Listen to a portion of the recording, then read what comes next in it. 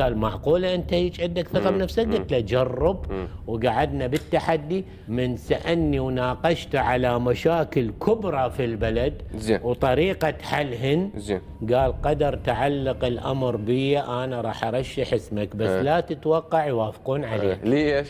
قال لأن هم دا يفكرون أنا هالقد محصل مقاعد وأنا هالقد مستفيد يعني بس أنت ما تصير. اسمح لي هسه أنا ما أصير، بس أنا غير، خلينا نوصل للناس الفكرة، خلي اعطيني مجال. زين. فمن قلت له أنا انطيت شيء استباقي للسوداني وللعبادي، أنا أضرب تخت رمل لو خبير دولي. زين. أنا مدير عام بالنفط، عامل وزاير أكثر من 100 ميناء نفط بالعالم. زين. عملت بشركة تابعة للأوابك 8 سنين، وزير سابق. فأنتم إذا ما عندكم حلول وأنتم تؤمنون أن الحلول موجودة عندي، أنا 10 سنوات أعمل مستشار بدون راتب، بس أجمع قاعدة بيانات لمشاكل الوزارات، وبعدها قعدت سنتين أكتب برنامج عملي تطبيقي. زين. وانطيت للشيخ نموذج ل5 حالات لأكبر 5 مشاكل.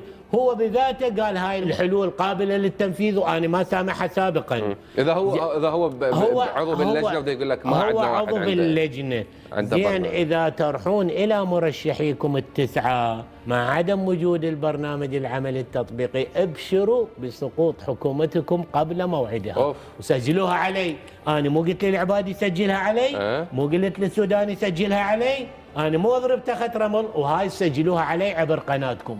إذا شكلت حكومة محاصصة وفق المرشحين على غرار الحكومات السابقة، سجلوها على عامر عبد الجبار، ستسقط قبل موعدها وستغرق سفينتكم. الموضوع واصل لقمة الخطورة. أنتم شنو تفكيركم؟